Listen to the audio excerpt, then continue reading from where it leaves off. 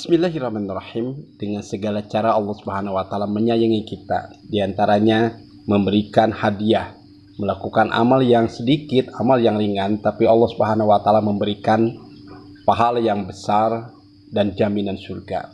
Ada 8 amalan yang ringan kita kerjakan. Yang pertama, baca sajidul istighfar tiap pagi dan sore.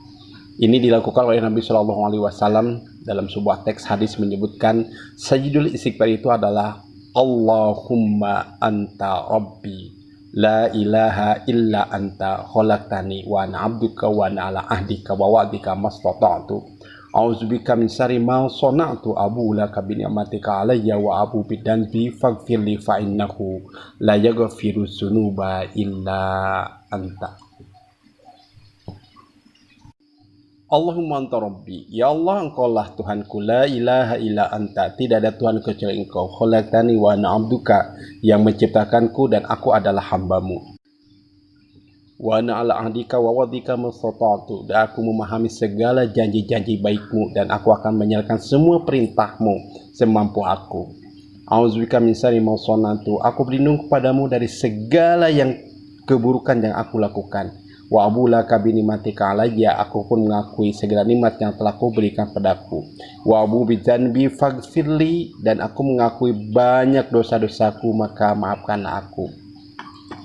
Wa innahu la yaghfiru dzunuba illa anta, karena aku sadar tidak ada yang bisa memaafkan seluruh dosa-dosaku kecuali engkau seorang. Sajidul istighfar ini diucapkan oleh Rasulullah SAW di awal waktu, sebagaimana teks hadis riwayat Bukhari mengungkapkan bahwa Rasulullah SAW selalu membacanya di awal hari.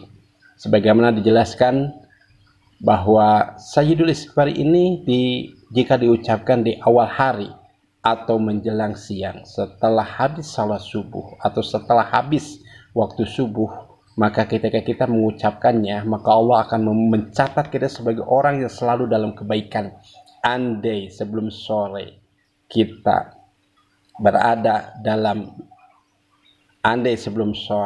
ternyata mendapatkan musibah, Allah mengambil nyawa kita, maka kita sudah dicatat sebagai ahli surga. Dan andai kita sampai sore dan menjelang malam kita mengucapkannya, maka Allah Subhanahu wa taala menjamin selama waktu malam itu, saat itu, maka Allah Subhanahu wa taala mencatat kita sebagai ahli surga. Andai harus meninggalkan dunia ini sebelum waktu pagi, maka Allah Subhanahu wa taala sudah mencatat kita sebagai ahli surga. Demikian luar biasanya sajidul istighfar.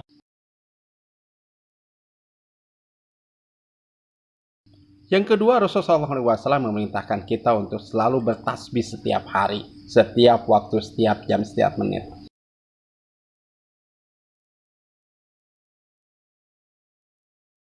Dan ini adalah kalimah thayyibah, kalimah yang paling baik, yang ringan kita hanya mengucapkannya saja, pahalanya besar di hadapan Allah Subhanahu wa taala.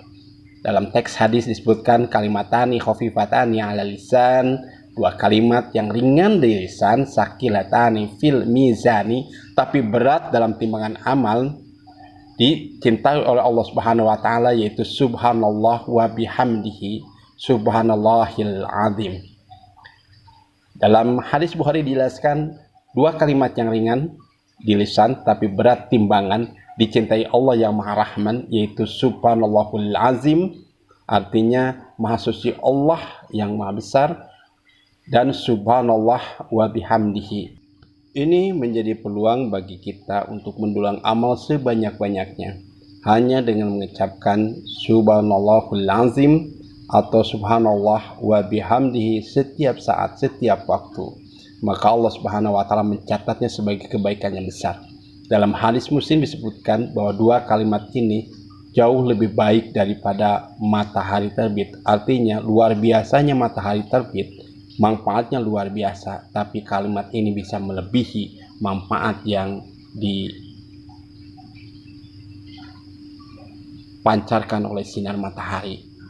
Maka seyogyanya seorang muslim mendulang pahala setiap waktu untuk mengucapkan dua kalimat thayyibah ini, subhanallahil azim subhanallahil wa bihamdihi. Mudah-mudahan kita menjadi hamba yang selalu tercatat zikir kepada Allah Subhanahu wa taala dan dicatat sebagai hamba yang selalu dekat dengan Allah Subhanahu wa taala. Kemudian yang ketiga, kita pun diperintahkan untuk selalu membaca hauqalah, yaitu la haula wala quwata illa billahil aliyyil azim, atau simpelnya la haula wala quwata illa billah. Setiap saat, setiap waktu, tidak berat, sangat ringan, tapi Allah Subhanahu wa taala mencatatnya sebagai amalan yang besar. Disebutkan dalam hadis bahwa Rasulullah SAW memberikan pertanyaan atau kabar gembira kepada sahabat bahwa ada perbendaharaan atau tabungan akhirat yang luar biasa. Maka ketika para sahabat ditanya apakah mau, bala ya Rasulullah, ya tentu saja Rasulullah. Qala, ucapkanlah, kul la haula wala quwata illa billah. Selalu ucapkan la haula wala quwata illa billah. Artinya tidak ada daya dan upaya kecuali izin Allah Subhanahu wa taala. Hadisnya sahih. Ini sudah menunjukkan bahwa amalan yang dilakukan oleh kita dengan mengucapkan la haula wala quwata illa billah sungguh menjadi ucapan yang dicintai Allah Subhanahu wa taala, ringan di lisan tapi berat di timbangan amal. Itu dalam pandangan Allah Subhanahu wa taala. Maka mari kita mendulang segala kebaikan setiap hari dengan mengucapkan la haula wala quwata illa billah, dengan harapan andai nanti suatu waktu kita menjelang atau ajal, maka Allah Subhanahu wa taala mencatat kita sebagai seorang yang selalu berzikir kepadanya dan ada banyak tabungan amal yang akan kita buka nanti di hadapan Allah Subhanahu wa taala. Yang keempat, Rasulullah SAW selalu mendawamkan istighfar. Bahkan dalam sebuah hadis diungkapkan bahwa tidak kurang dari 100 kali istighfar Rasulullah SAW setiap hari.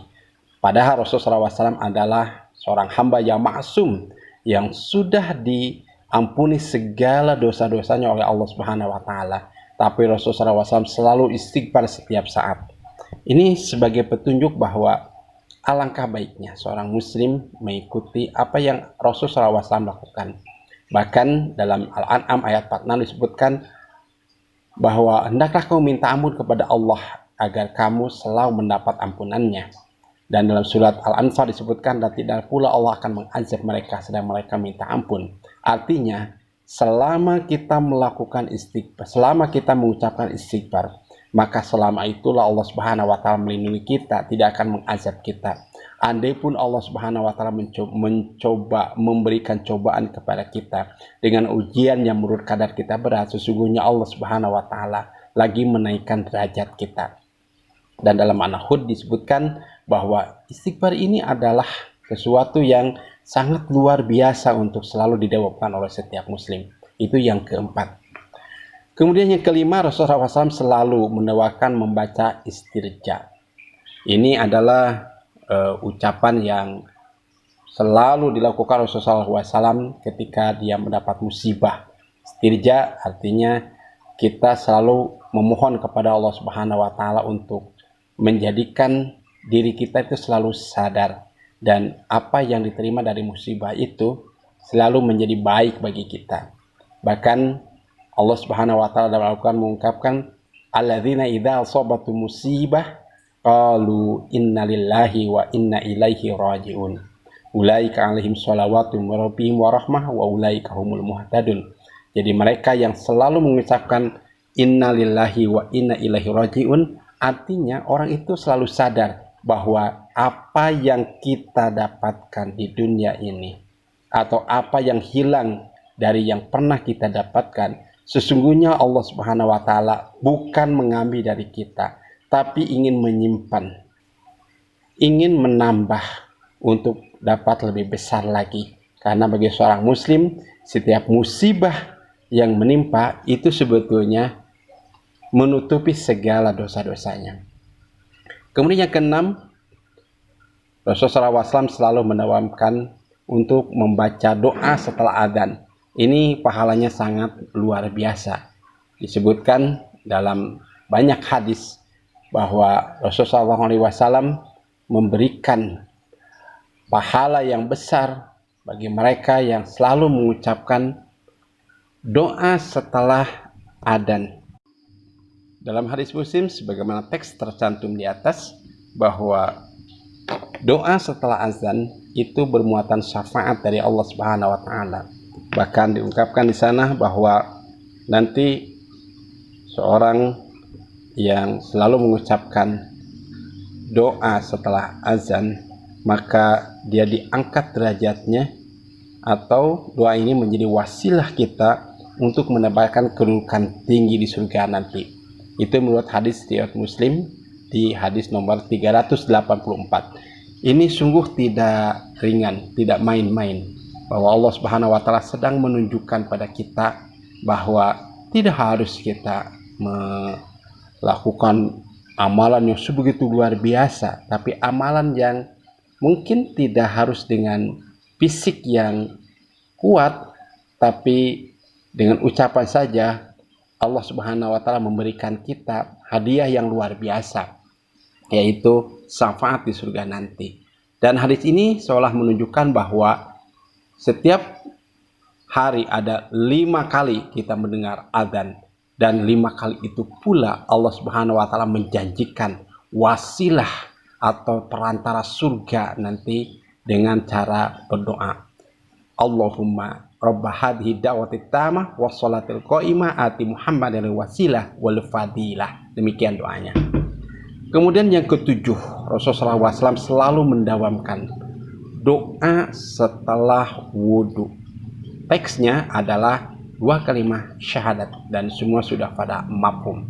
Dalam teks hadis di atas disebutkan bahwa setiap muslim yang menyempurnakan wudhunya, kemudian setelah wudhu mengucapkan asyhadu an la ilaha illallah wahdahu la syarikalah wa anna Muhammadan abduhu wa rasuluh illa putihat lahu abwabul jannah, kecuali Allah Subhanahu wa taala akan membukakan pintu surga, bahkan yadkhulu min ayyiha sa'a, bahkan dia boleh memasuki dengan dari pintu mana saja. Ini sebagai kabar gembira pada kita, cukup dengan mengucapkan asyhadu an la ilaha illallah wahdahu la syarikalah wa anna Muhammadan abduhu wa rasuluh, itu sudah menjadi pembuka pintu surga bagi kita. Dan teks hadis ini jelas kan diriwayatkan oleh hadis dari Muslim yang sudah kita pahami kesahihannya atau keutamaannya setelah hadis Bukhari. Kemudian yang ke-8, bahwa zikir setelah sholat itu hanya cukup kita duduk manis saja, kemudian kumat kamit, zikir sebagaimana diajarkan oleh Rasulullah SAW, dan minimal seperti yang terdapat dalam teks hadis di atas. Kita cukup membaca tasbih Subhanallah 33 kali, kemudian tahmid Alhamdulillah 33 kali, kemudian Allahu Akbar 33 kali, kemudian ditutup dengan La ilaha illallah la syarika lahu lahul mulku wal hamdu wa huwa ala kulli syai'in qadir. Maka Allah memberikan pahala pada kita, diampuni seluruh dosa-dosa sekalipun dosa itu sebanyak buih di lautan. Hadis riwayat Muslim. Semoga apa yang dijelaskan itu bisa menjadi amal yang dawam setiap hari, dan setiap hari pula kita ditenangkan jiwa kita, karena ala inna bizikrillahi tatmainnul qulub. Ingat, dengan zikir kepada Allah kita akan selalu merasa tentram, nyaman, hidup bahagia. Demikian aqulu qouli hadza wa astaghfirullaha li wa lakum. Assalamualaikum warahmatullahi wabarakatuh.